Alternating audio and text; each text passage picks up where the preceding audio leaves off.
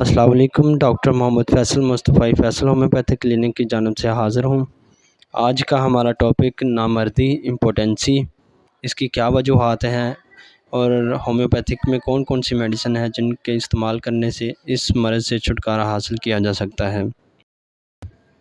Topic کی طرف بڑھنے سے پہلے آپ سب سے گزارش کروں گا، ویڈیو کو لائک کریں، چینل کو سبسکرائب کریں اور بیل کے آئیکن کو دبا دیں تاکہ میرے آنے والی تمام ویڈیوز کے نوٹیفیکیشن بر وقت آپ تک پہنچتے رہیں۔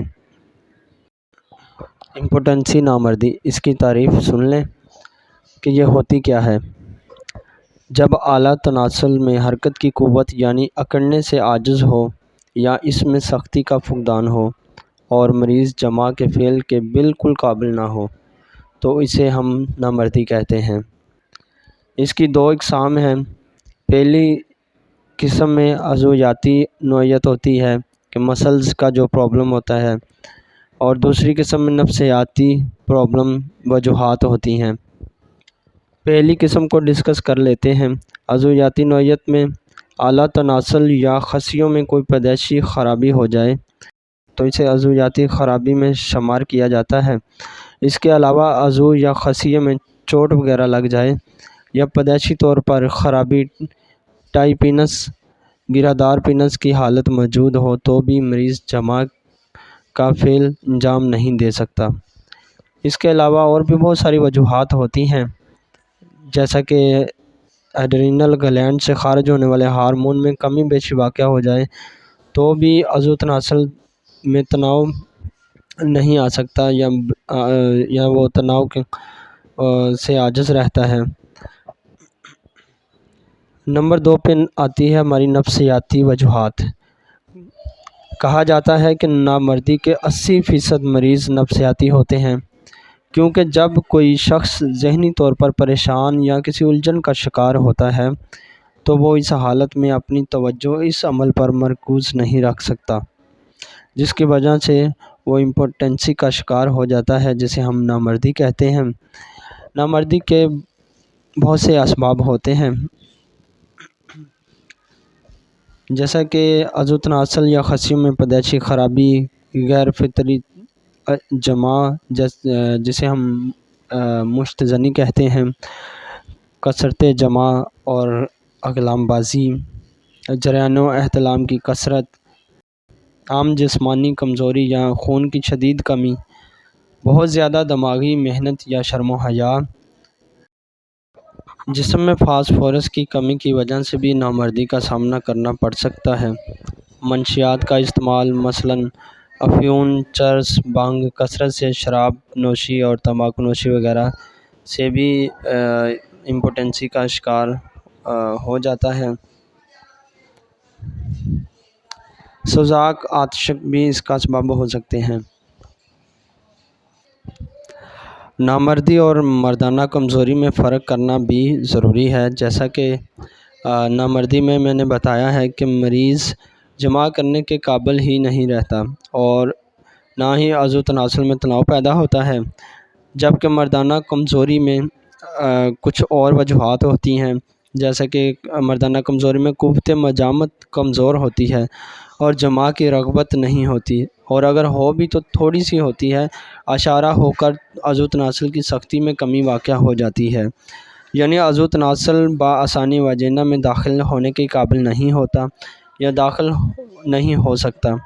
مردانہ کمزوری کے اسباب بھی نامردی والے ہی ہوتے ہیں، تو اس میں صرف فرق یہی ہوتا ہے، مردانہ کمزوری میں جو امپوٹنسی نامردی میں بالکل مریض جمع کے قابل ہی نہیں رہتا، اس میں تناؤ عضو تناسل میں تناؤ برقرار نہیں ہوتا، لیکن جب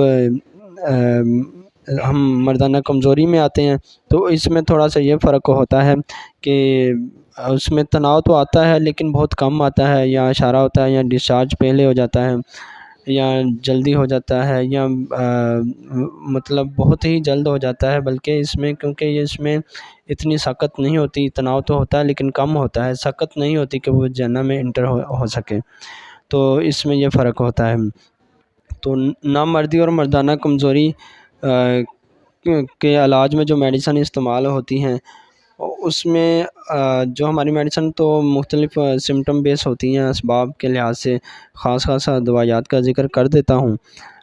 ڈامیانا نمبر 1 میڈیسن ہے، Avena sativa, Agnus castus, Sabal serrulata, Staphysagria, Lycopodium, Arnica, China, Caladium, کالیبروم، ایسڈ فاسفورک ایسڈ، یہ ایک ہی نام ہے، کیلکیریا کارب، فیرمفاس، سلینیم، اور بھی بہت ساری میڈیسن ہیں جو اس میں استعمال ہوتی ہیں۔ اچھا، چند ایک میں میڈیسن کو جو علامتیں بیان کر دیتا ہوں تاکہ اس کو سمجھنے میں آسانی رہے۔ ڈامیانا جو ہماری میڈیسن ہے، یہ نامردی میں کثرت سے استعمال ہونے والی دوا ہے۔ نامردی خواہ کثرت جماع یا جران منی یا آچک یا سوزاک کے باعث ہو تو ڈامیانا نہایت مؤثر اور موافق دوا ہے۔ اوینس ٹیوا، نامردی اگر جلک یا بد عادتوں کی وجہ سے ہو تو یہ ایک مفید ترین دوا ہے، بشرط یہ کہ مزید بد عادات سے پرہیز کریں۔ اس کے علاوہ فکر و پریشانی سے ہونے والی نامردی میں بھی یہ میڈیسن نہایت ہی مفید ثابت ہوتی ہے۔ ایگنس کاسٹس، اعلیٰ تناسل اگر ڈھیلا اور ٹھنڈا محسوس ہو تو یہ بہت ہی نہایت مؤثر اور موافق دوا ہے۔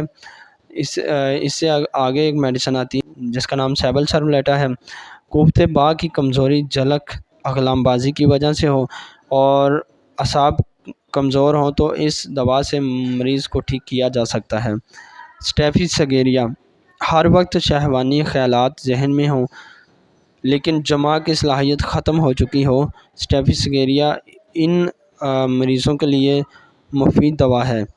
لائکوپوڈیم، یہ دوا بوڑھے افراد کے لیے موافق حال ہوتی ہے جبکہ خواہش جماع اور قوت جماع میں تناسب نہ رہا ہو۔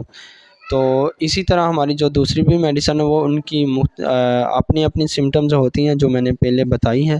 بتانے کا مقصد صرف کچھ میڈیسن کا یہ تھا کہ تاکہ جو ہمارے نیو جونیئر ڈاکٹرز ہیں ان کو پتہ چل سکے۔ ویڈیو بنانے کا جو میرا مقصد ہوتا ہے وہ بھی یہی ہوتا ہے کہ ہمارے جونیئرز ڈاکٹرز کو پتہ چل سکے، میڈیسن کا پتہ چل سکے اور ان کے تجربے میں مزید ایکسپیرینس میں اضافہ ہو سکے۔ تو یہ عام عوام کے لیے ویڈیو نہیں بنائی جاتی۔ عام عوام سے گزارش ہے کہ اگر انہوں نے کوئی میڈیسن استعمال کرنی ہے تو وہ اپنے کسی قریبی ہومیوپیتھک ڈاکٹر کے مشورے سے استعمال کریں اور اس کی نگرانی میں استعمال کریں۔ تو مجھے اجازت دیجیے۔